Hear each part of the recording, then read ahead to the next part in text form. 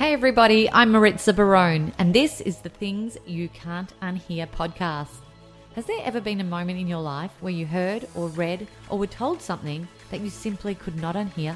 Something that caused you to make positive changes so that you could become the best version of yourself? Well, we share this show with access to inspiring and empowering humans who will motivate you to become the happiest, healthiest, kindest, and most compassionate you.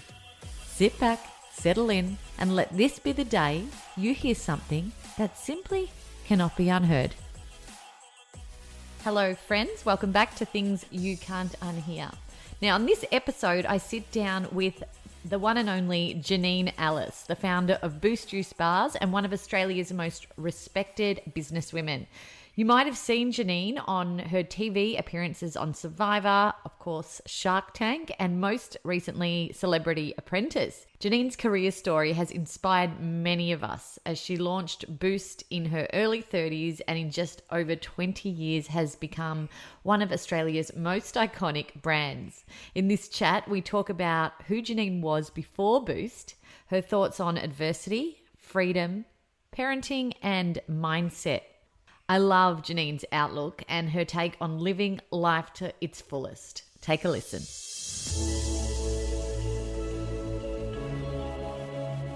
Welcome, Janine. Thank you for joining me here today on Things You Can't Unhear. Mom, thanks for having me. Now, where are you joining us from? Oh, I'm at home in Bagola Beach in New South Wales. And it's a new lifestyle for you, isn't it, up there? Yeah, look, we were talking before you started regarding, we're both Melbourne people and we've made the big move. And yeah, so we decided to, instead of having that sort of holiday once, now and then, we thought we'd flip it around and have, be near the beach or on the beach and then, have the city life as the exception instead of the rule. So yeah, sort of decided to do that for ourselves and our family and our dogs. How good is it though, that nice balance in life when you reach that point and you can figure out the things that are important to you, your non-negotiables, and you're like, these are the things that light me up. These are the things that are going to make me happy. And you choose them actively every single day. Like you've joined this chat, you've just come from the ocean, you've had a swim, you're relaxed, you've checked that box and you've marked off things that make you who you are today. Yeah, I think I remember reading somewhere, and I can't even quote where I read it, but it really sort of stuck with me. The theory is that you need about 6 items in your life or 6 things in your life to be happy. And, you sometimes you can't get that from one person. Like, you might have a husband who you adore, but you really need your girlfriends for that other stuff that, gets your juices flowing. But for me, it is, I need to have mental stimulation. I need to work. I need to solve problems and puzzles. I need some physical activity. I need to get wet in the ocean, and I need adventures. So they're sort of my things in my pot that makes me happy. Different things in different people's pots are unique to them, but that's what I need for me. Yeah, I love that. I actually heard that a couple of days ago and wrote my 6 things down as well. And it's so liberating when you really are conscious of those things and you're actively seeking them out to make yourself happier, because we've all been through a hell of a 2 years, the last 2 years, no matter where we lived or no matter where we landed. And, I think now more than ever, people are just really seeking out happiness and purpose.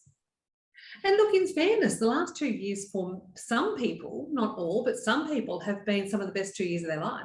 Yeah. I was speaking to some people who've gone, I've never spent so much time with my kids, and which has been good and bad. Yeah. I've met some people that go, I haven't commuted, so I've now got 20 hours a week back in my pocket where I now walk in the morning. And so and now also more importantly is, what are the permanent changes? So for a lot of people, they never have to go back to work 5 days a week. They can work from home twice a week, for example.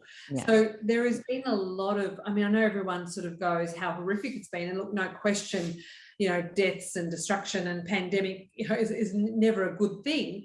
However, I think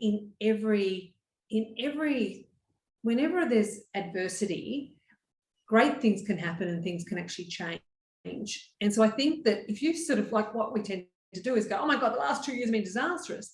But I think if you ask yourself or people around you, and I challenge everyone who's listening to do this, to do this is ask people, instead of going, God, how hard was it? Say to them, what positives came out of the last 2 years? And it's really interesting when you ask that question, because people sit back and go, actually, I can tell you quite a few. Like it's really an interesting way of looking at life. Yeah, I'm all about flipping the script, changing the perspective, and definitely drawing out the positives of any shitty situation that may land in our lap. So I love that you do that as well.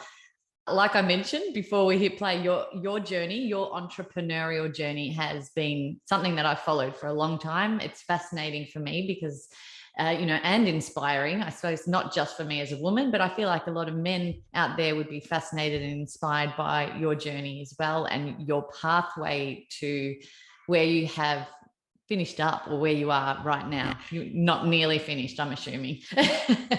But you've definitely taken didn't think so. You've definitely taken a different non-traditional pathway to get where you are today, and it's not the usual route that people take in an entrepreneurial journey. So I want to touch on who you were before all of this amazing, incredible businesses that you built, who you were, say, at 16. I grew up in the burbs of Melbourne, and no one I knew went to university. No one I knew had a business. No one I knew was even a manager. Like we were in the Baronia, which is we were the workers. We were definitely not the leaders, and we were the followers. And so there was no one really to sort of go, hey, you can do anything. There's nothing that you can't do. In actual fact, it was, and my mother was very much like, God, as long as you're not in a factory, life's good. It's like, whoa, that's a low bar. And, if I became a secretary, then that was an honourable profession. And be a secretary until I got married and then had babies and stayed at home was her vision. And it wasn't her fault, in the sense that she didn't mean to limit expectations, but that was her only experience. So her mother was a cleaner, and she was, Gran was a woman that was from the war and who worked in a factory making bullets, so for the war. So you can't say, in some respects, to people, you've limited your children, because you can only drag on the experiences that you've actually had yourself. So, but for me, I was definitely not a entrepreneur, but I was very competitive. So I love my netball. My netball I was obsessed with. So for me, it was, wanting to win that grand final. I didn't think that life could be happy without, netball in my life. And then when I got a bit later, once again, the entrepreneur spirit wasn't there, but the traveller was. I knew that there was more in life, and I wanted to see it.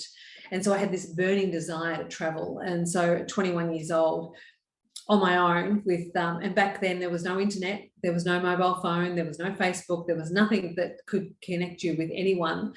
I put a backpack on my back and went overseas, and I told my mum I was going for 3 months, and I came back 7 years later with a 2-year-old. And so it was really an adventure, but it was really, what traveling did was it actually opened the mind that there wasn't a limitation on what you can do, what you can achieve, because when you're a young, naive girl who has no idea traveling around the world, you get yourself to all sorts of pickles, but equally you have to get yourself out of it, and you have to use your wit, you have to use your negotiation skills and your problem solving skills to get yourself out of some really hairy situations when you're traveling on your own. And I think that really set me up for really getting into business a bit later. Wow, you showed mum the way forward. You're like, I'm going to be my own person, and I'm going to carve this pathway myself. You left school at 16, didn't you? You didn't go through university and do all those usual routes that we see these days. Yeah, look, no, and that wasn't because I didn't think about it. It's just that it just wasn't done. I didn't know anyone that went to uni, so it wasn't like, there was never a discussion in the house like, okay, so Janine, you can actually then go to work, or we can start to look at some university courses, and which obviously happens in other areas, but in my world it was, all right, you've finished. The school only went to year 11. It was a tech school, so it taught you things like woodwork, sheet metal, graphics. It taught you bookkeeping, typing. It had taught you really practical skills for you to get a trade or get in the workforce. So really it was a matter of going, right, okay, year 11, you've done that, tick, right, where are you getting a job? And so that was really my path. And it wasn't like, didn't go, oh, gee, Janine, you could be a lawyer, or you could be a doctor, or you could be anything other than get into the workforce and work your way up. And in some respects, that's when learning starts, whether you go to university or whether you go to, if you do year 12, whatever you do, really when you finish work or finish university, that's when true learning starts, because I actually think the meaning of life is learning. And, it's like listening to your podcast. It's like reading books or doing further courses that interest you, because I think with learning when you're at school, it's generalizing. They would teach you general things to fit with everybody, but when you actually leave school, you want to find courses and things of interest to you that rocks your boat. Yeah. And so that's when true learning begins, because let's not kid ourselves. When you're at university or when you're at school, probably 10% of the stuff that you're learning is probably relevant to you when you leave school. In actual fact, there's a lot of things that they could do differently at school to help people prepare for real life. Totally. And I agree. It's the self-education, the school of life, like you said, they're the things that light us up. And I was having this conversation with my 12-year-old who's just started high school yesterday about this. And, they get a taste at the moment. It's a taste of every little subject and every little idea. And then the key is to find that passion point for yourself and really self-educate as much as you can, because then you're obviously not working, you're living a purposeful life. Oh, look, totally. But the thing is with parents and children, I've got 4 kids. Yeah. And what I learned with being a parent is, in some respects, you're a spectator. You encourage, you expose them to lots of things for them to find their juicy passion that they find, but sometimes they don't find it until they're 30. Sometimes you might be lucky enough to find it at 11, and there's no right answer for raising kids either, because in actual fact, no one has. What's your child's name? Zara, right? No one's had a Zara before. Yes. Zara's unique. She's got her own little quirks and ticks and all the things that's unique to Zara. And so no one's got a manual for Zara. So I think you've got to, people can give you all the advice in the world, but no one, like I've got a full hippie, is my oldest, right? He married a woman with 4 kids. They've got 2 more kids. He's got 6 kids, and he kills his own chickens, right? And he's got probably 150 animals of all sorts on a farm. I've equally got a 23-year-old capitalist who is a YouTuber who has multiple businesses and is killing it financially, right? So one thing's having children is you're humbled into never giving advice, because you go, hey mate, I can tell you all the things I did wrong, but no one has got a Zara to tell you how to do it right. Yeah. Isn't it incredible just growing up under the same roof with the same parents, with the same conversations going on around them, and just growing up completely differently? I see it in my house all the time. My 2 girls are polar opposites, and one is going to be the hippie and one is going to be the entrepreneur. You can already see it from here standing out, and one's like this spirited creature and the other one's just happy to flow and go with what comes. You look at your girls, and they're girls, aren't they both girls? Yeah, 2 girls. Yeah, right. You look at your girls at 7, and that's how they'll be at 20 and 30 and 40. They'll have those innate personality traits. Like the hippie was always this kid that worked to the beat of a different drum. They're all got their own nuances, and you've just got to, in some respect, go with the flow. I always find we get so uptight with the oldest. We sort of have this preconceived idea of how it's meant to be and how the path has to be, and then by the time, in my case, get to the 4th, you go, yeah, whatever, yeah, it'll be what it'll be, right? You do you, kid. And all the stuff that used to bother me doesn't bother me. I mean, in some respect, the last one's dragged up, and the top one, which is sad, because my poor oldest son, who's now 31, he had 2 A-type personality parents, and all he wanted to do was sit under a tree. Yeah. I actually love that. Is that Riley? Is that your son Riley? I watched a conversation on your website actually with one of your children, and it was really beautiful. You were interviewing each other about life and work and purpose, and I loved watching that dynamic between you both. It was gorgeous. Yeah. No, that was a capitalist. Right.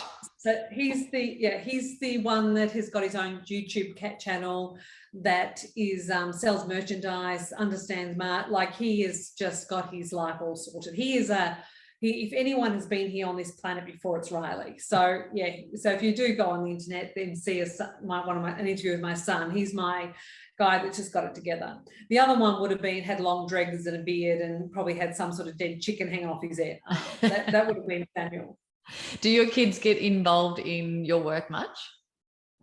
No, we never encouraged it. I think that again, one thing I found with children is they've got to find their own passion and purpose. And I think that, yes, we haven't encouraged it, we haven't discouraged it. So it's been there if they wanted to. We've had one son that's worked in one of our businesses that in marketing, but really we think that we'd love it if they came back, but at the end of the day, they've got to find their own purpose and their own passion. Yeah. And I think one of the things that people can do for kids is sometimes you can give them too much, which means that they stop trying to find what they want to do. And sometimes hardship creates resilience, and sometimes hitting the lows enables them to truly cherish the highs. So I think that sometimes as parents, we can stuff our children up by giving them too much. Yeah, I totally agree with you. It's tempting at times to just be like, here, take what you need. I want to give you the best life possible. But like you said, you're actually probably not giving them the best life possible because you're not giving them the tools they need to go and navigate life on their own 2 feet.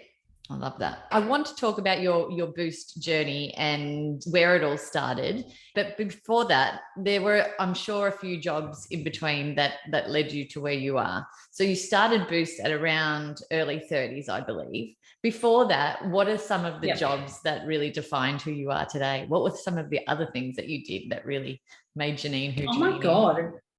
How long have you got? I'll run through quickly my jobs.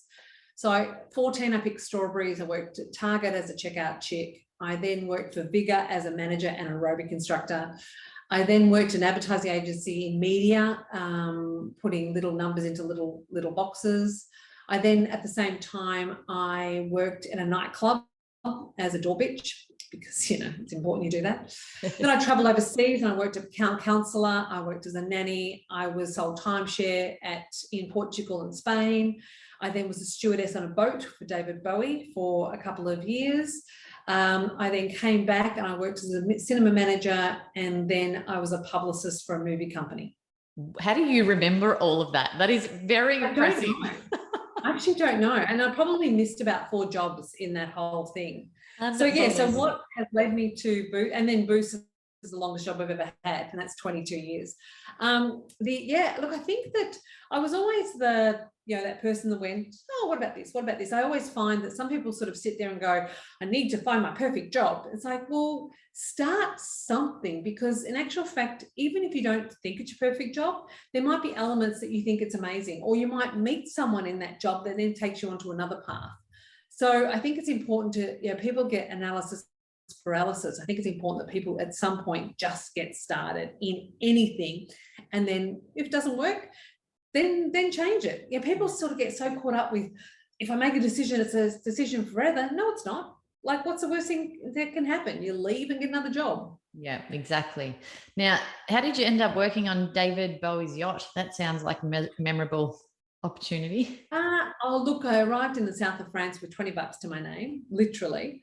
And I had no ticket home because I cashed that in. And I went to a bar in France called Harry's Bar, because that's what bars were called sometimes. And I was absolutely broke. I remember going to a supermarket going, right, I've got $20. What can I buy that will last me the longest in food to get me through? And then went to a bar and told them I had all this experience in yachting as a stewardess in Melbourne, because clearly Melbourne has a huge yachting industry. I was just thinking that. And there also wasn't Facebook for them to check, nor internet. And so I took my way onto a boat in a place called Villeneuve-les-Bains in France. And it was this beautiful, big, 70-foot boat. And 6 weeks later, Bowie bought it. And so for the next 2 years, I got to hang out with movie stars and rock stars. Nice. What do you remember most about that experience? And I'm sure there would have been elements in that job that helped you with the school of life and led you into where you are today. Yeah, look, I think probably the biggest lesson, I think that in everything you do, there's things you'll learn. I think one of the biggest lessons I learned was that people are people. So I don't know about you, but I always thought growing up that, someone like a David Bowie or Mick Jagger or Princess Margaret were superhuman because they were superstars and you look up to them and they, you just imagine that because they're famous and rich, their life is perfect, right? Mm. And I think what I learned working for them is they are just human. I remember one time I was in the galley and Bowie was in the other room and he wanted something and we were actually having a boat warming for him, and we're in Villeneuve-les-Bains. At the time they were filming this movie called Dirty Rotten Scoundrels, and it starred Michael Caine and Steve Martin. And they were actually in Villeneuve-les-Bains at the time. And so he was having them on the boat and Robin Williams was around and he had them on and he was really nervous. And he goes, and he actually came out, which was really bizarre. And he said, I'm really nervous. I've just got, I've got my hero, which is Michael Caine, and because Bowie was an actor as well. And I just looked at him and I said, mate, you're a rock star. Like it was really perplexing to me that someone, because they're superhuman in your mind, that he would ever be intimidated by anyone else coming anywhere near him. And sure enough, he was just human, and he had his, at that stage, there wasn't drugs, sex and rock and roll. It was just a 42-year-old man who had a young son called Joe and his entourage of his closest and dearest friends that he used to hang out with. And it was just it was really just a nice time. Yeah, you're like, mate, you're a rock star. You actually are a rock star in both senses of the meaning. I absolutely love that. And I love your takeaway from working there as well. And it's a good reminder for all of us that everyone is just human. Everyone has the same issues and thoughts and life experience when it comes to feelings and emotions. So yeah, I love that as your takeaway. Now, when you got to the point of creating this company that now is one of the most iconic Australian brands, did you set goals for this? What were your thoughts going into this brand? And are you a goal setter at heart? Do you go in with the big picture, or did you start small for this particular thing and watch it grow? No, I think we always had the big picture. I think that we always stopped every 6 months and had strategy meetings. And when people say strategy meetings, it's seems like such a big, it's a strategy. People then go, I want to be a strategist. Like, oh, for God's sake. Really, all a strategy is what your end of the goal looks like. So a strategy potentially can be done in 5 minutes, right? We want to be 100 stores in 5 years, right? It could be some of the best strategies are the most simple. So it's I know when I was the director of Hawthorn Football Club, I think it was 5-3-50, which was 50,000 members, 3 premierships, and so much $1 million in the bank. So sometimes the most simple and actually the best strategies are simple that people can actually roll off the tongue. So every 6 months we stopped and said, okay, where do we want to be? We are here, so where are we now, and where are our strengths? So we'd say, so we're at 15 stores.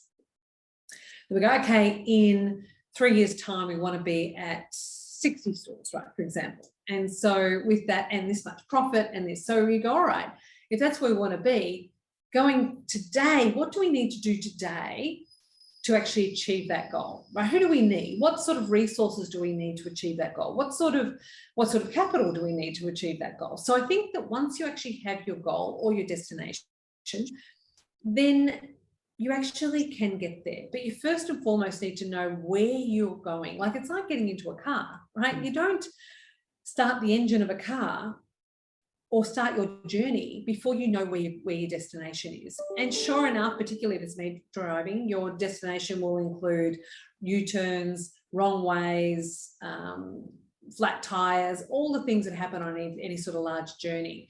But if you have the destination in mind and you're always every day working towards it, you'll get there. I love that analogy. And I sometimes do jump in the car and have no idea where I'm going. So that actually may reflect some things I do in my career as well.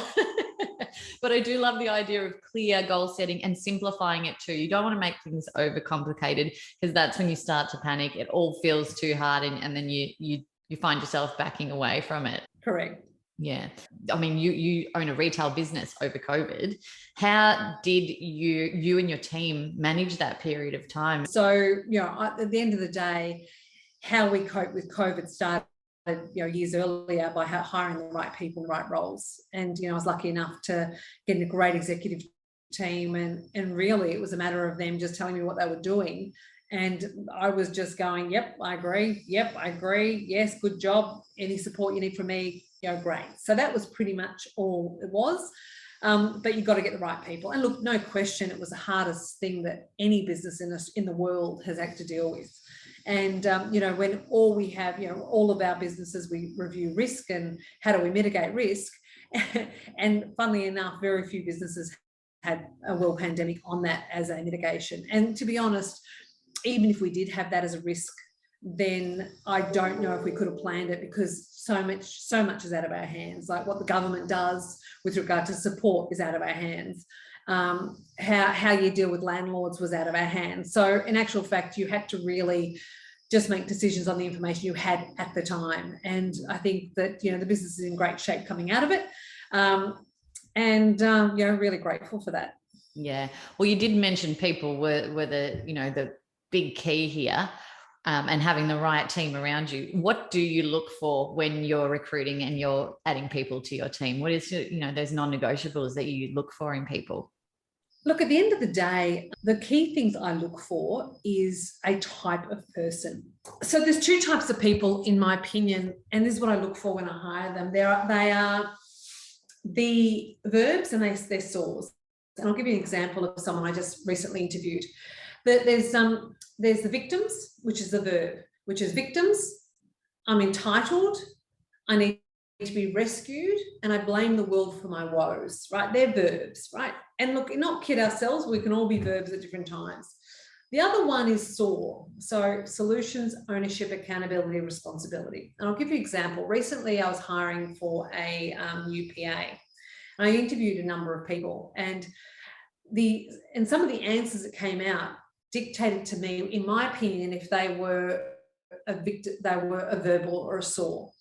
And so, for example, I would ask a question, tell me a time when you got overwhelmed and that you had some real challenges with it. And if the answers were, look, at the end of the day, there's always things that come up, but, there's a solution to every problem, and, I just tackle it. And, if they sort of come with, there's no drama to it, it's bad, but this is what I deal with it, then I start to go, yes, that person's more of a solution. They're more of a SOAR. They're more someone going, look, it's my fault. I can solve it. If the answers are, oh my God, it was, it was incredibly stressful, or, don't get me wrong, things can be stressful, or, it was out of my hands, it all went pear-shaped and everyone blamed me for it, or I wasn't recognised in my role and I did such a good job, and, I just left because it's just all the things that are, poor me, right? Mm. So if I start hearing those things, then I go, right, okay, whether I'm right or wrong, I go, in a crisis, this person can't cope. The other one is the person that goes, you know what, I really made a mistake. I stuffed something up big time, but this is what I did about it, right? I took accountability for it, and here are my solutions that I did it. And in the end, I had some great learnings out of it. That's someone that would be soaring. The other thing is I like people who are confidential. Like, again, I interviewed someone and they said, look, I'm very confidential. Everything I'm told that people tell me I never spread. And then I'll say to them, give me an example of a crisis. Let me tell you about a time when this happened. Oh, mind you, it's a bit confidential. Please don't say anything, but let me tell you anyway. You go, no, that's not being confidential. Yeah. That's being I don't want you to tell me someone else's secrets. So it's just, they're the type of things I look for. But what I try and do in my questioning is trying to find out if they're the verbs or the saw.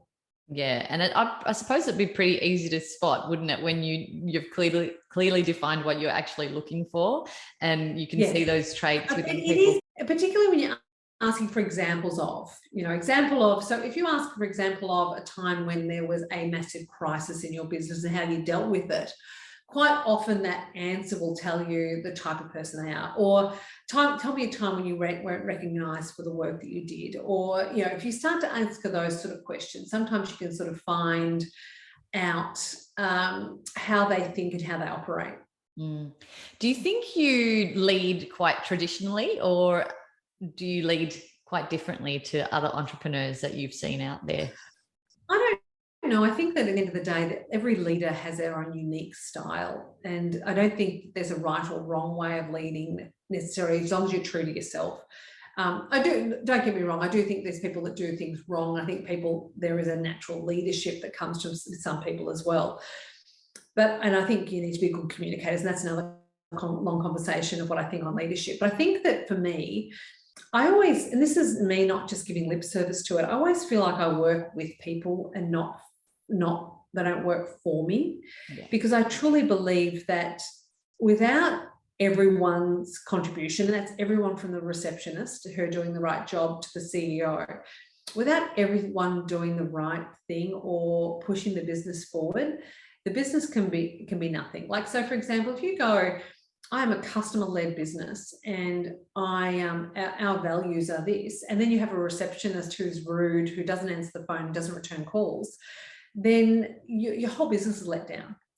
So equally, if I'm the CEO and I go, I believe in culture, but never turns up to any meetings or goes to any parties that really celebrate success, you go, are you? So I do think that people work with me, not for me. Equally, I understand that when I'm in a leadership role, I make the calls. So I'll also go, yep, thank you very much for all the input, and that's really important input, but ultimately someone has to make the final call. But I also like to think that once I make the final call, it's a collaborative, I've got there in a collaborative way. I've listened to everyone's view and I've taken that on, and then I've made that decision. Instead of making that decision and then learning by my own mistakes, I believe I'm very collaborative. Yeah, I love that. And I'm sure that's respected amongst how many people now work under the umbrella of your company? A lot. Thousands, probably. Yeah, that's awesome. Well, your career's taken you in a lot of different directions, and now you've hit TV screens. We watched you intently. We're a Survivor family, so we watched you intently. That's probably the only show we watch, actually, on mainstream TV. And we did watch you and loved how you maneuvered your way through that. I want to know about the Survivor experience and what you think your biggest tools were going in to handle that situation. I think the first thing was I was as prepared as I possibly could be. Like, I didn't go on any massive fitness regime. I did and do yoga on a regular basis. I did an 8-minute cardio workout every day. I swam 3 or 4 times a week to try and help that, but that was kind of not a massive extension of what I do anyway. So I really didn't go on anything crazy. I got there 24 hours before everyone else and went and saw a villager, and to help me sort of just understand what, how to open a coconut, how to weave palm fronds. So just, basic stuff, and probably the most important thing, I really studied the past seasons to see what was the best attire to wear. If you get really wet, and what was the material that dries the quickest, what breathes the most, what, all those things that I thought that everyone would do, and apparently hardly anyone did. So I went in really prepared. And then from that, I just you can't prepare any beyond that. You've just got to take each day as it comes, and you've got to wing it. You don't know who you're going to relate to. You don't know who you're going to get along with who don't. You don't even know how you're going to go and challenge because in actual fact, in any extreme circumstances, you do not know how you're going to think or feel until you're there. And I found it really staggering to see that some people were really like, didn't have that. You know, people were getting, like, for me, I was just so practical. I went, this is not a forever thing. We're not really stranded on a desert island. You know, at any time we can go, we can tap out, right? Yeah. And so there was people that were crying or stressed or what. It's like, it's, so that was kind of perplexing because I'm a very practical person, and you know, but you know, I like the fact that there was that we were challenged. I like the fact that it was real. I like the fact that, you know, there was no toothbrush, there was no brush, there was hairbrush, there was no pillows or blankets, there was no bedding, there was hardly any food. You had to sort of rely on your own sort of things. And I thought that was I love that challenge. You know, I made a great friend in there that to this day I probably speak to at least once a week, and that's Pia. And that's, you know, a few years ago that we did Survivor. So, you know, we are, you know, it was an incredible experience. But what I did realize, the mind gives up so much quicker than the body. You know, you can stand in positions for a long time, and it's the brain that gives up, not the body. So, and I found that really interesting because I was 54 at the time. And, you know, I was always in the top 3 of all the challenges, and one I was lucky enough to win. But I was always perplexed as seeing who was dropping before me. You know, people half my age, twice my fitness, twice my strength was just dropping off. And I was always perplexed as how that worked. Yeah, the mind is definitely the key. How did you train your mind to work in that way? Because these voices go in your head, I'm too tired, I'm going to fall, my arm's going to hurt for 3 weeks after this, I'm going to get injured. How did the mind tools come in? What training did you have to bring those mind tools in? I think yoga made an important part. When you're actually doing the challenges, which is the physical challenges, which is the you know, you're battling or wrestling or one of those, that's adrenaline, right? So that you don't really, that's not much mind stuff. It's just getting in and getting it done.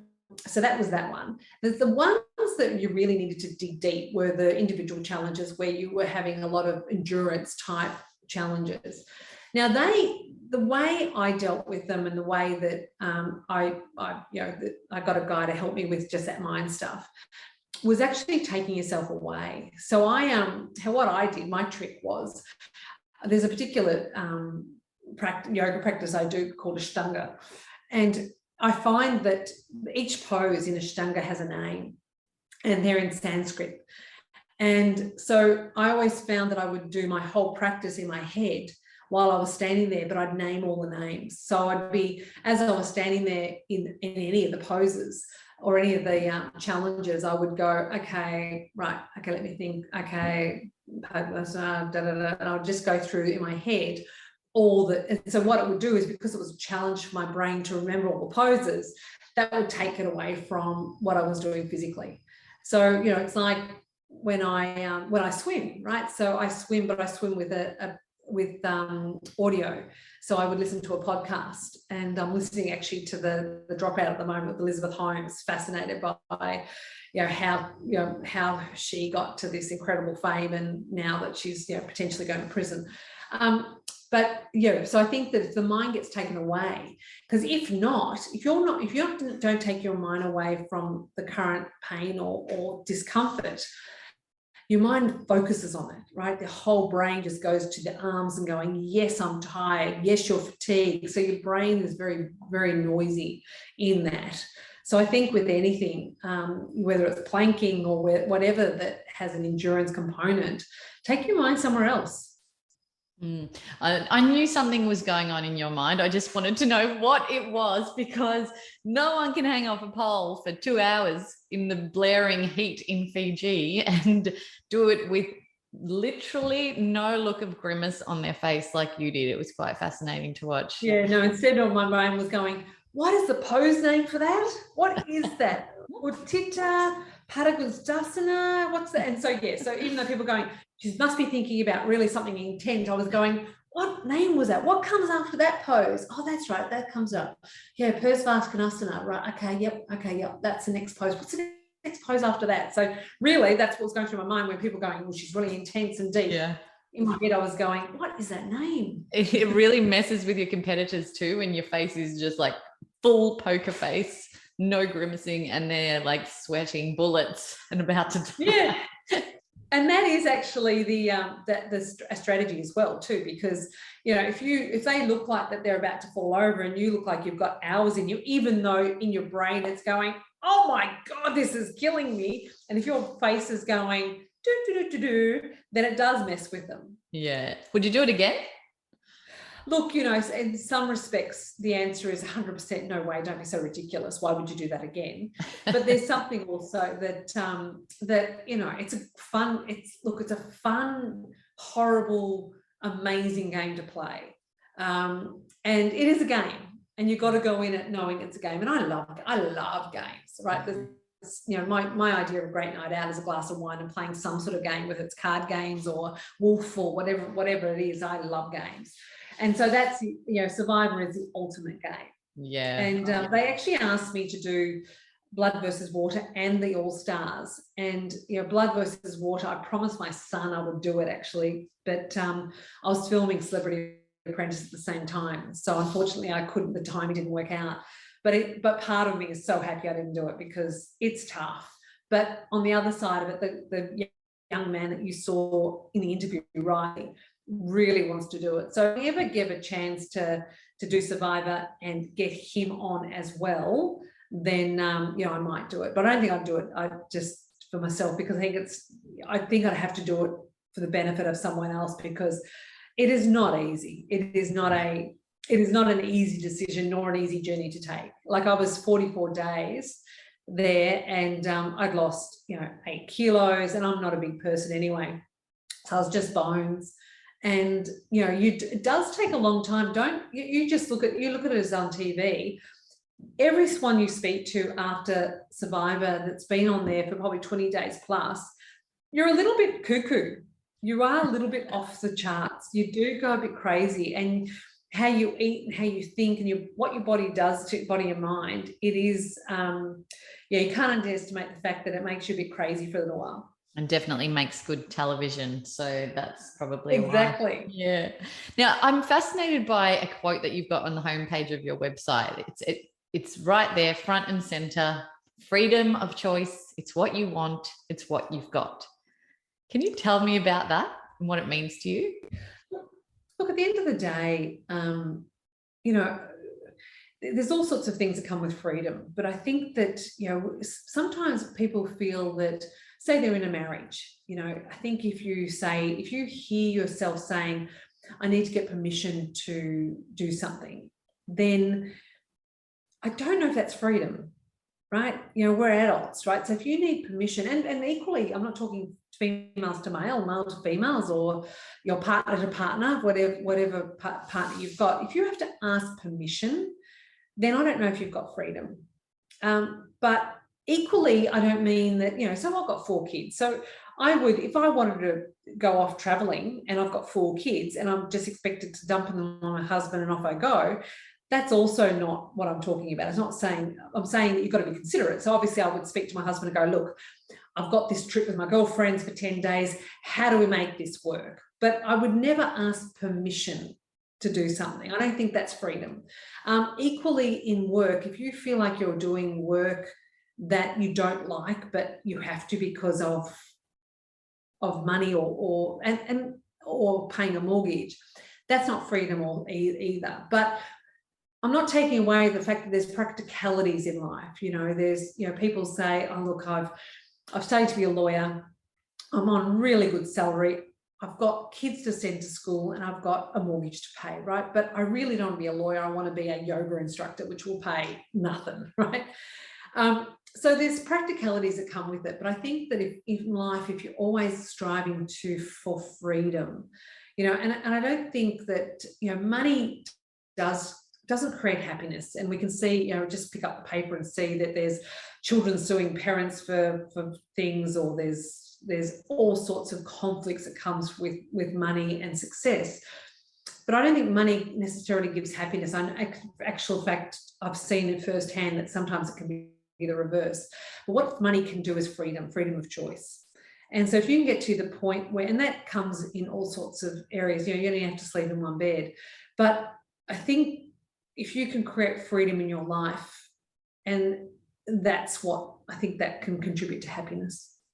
Is that at the heart of what you do? Is that why it's front and center right there as soon as people click on your website? I think I think more importantly for me than freedom is living my best life is probably more accurate, in the sense that living my best life is that I have been given a certain amount of things in my life. I've been given my health, I've been given the family that I happen to be born with.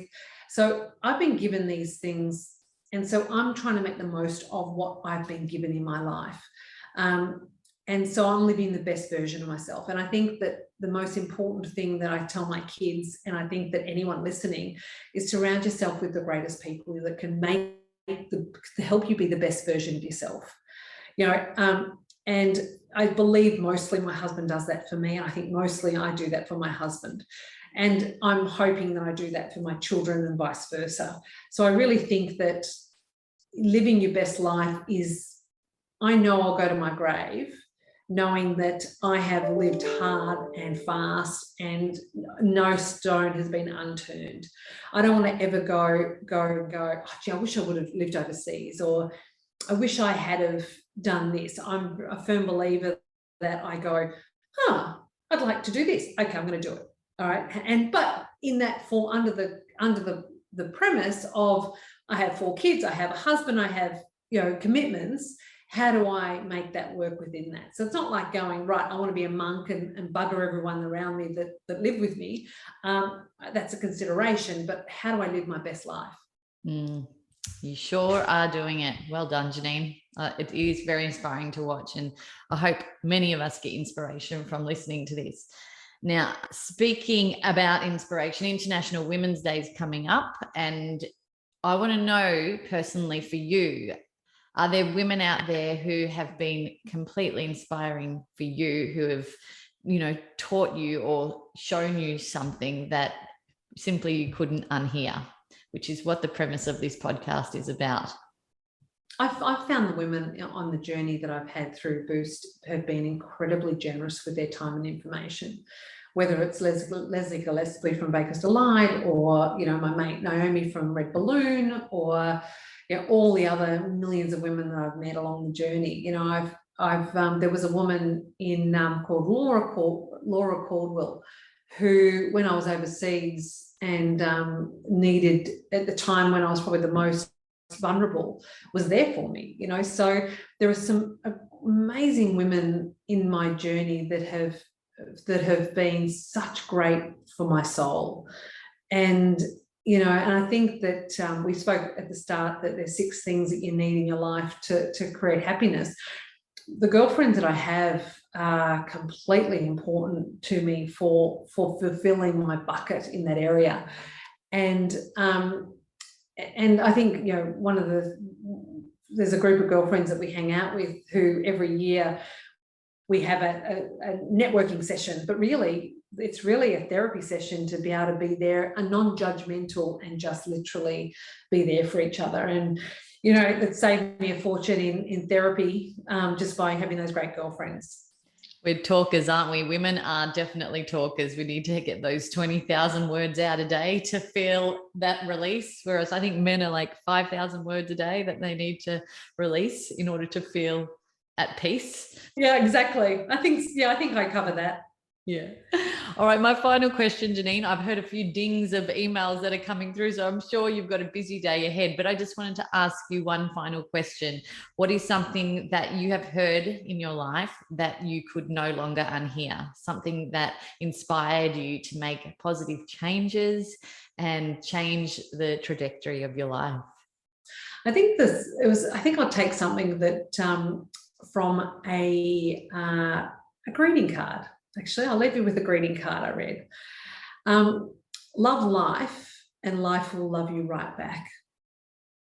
And the reason for that is that if you wake up every day and you're grateful, And if you meet someone and see only the good in that person, not the bad, and if you every day wake up and go, today is going to be a great day, and you love the life you have, the life will give you that.